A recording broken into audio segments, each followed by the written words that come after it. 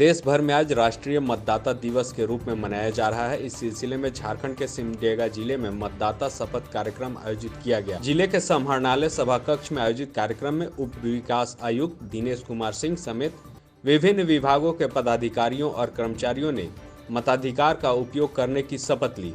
इस मौके पर आंगनबाड़ी सेविका ललिता देवी को उत्कृष्ट बीएलओ के रूप में सम्मानित भी किया गया। हमारा देश आज विश्व में सबसे बड़ा प्रजातांत्रिक देश है।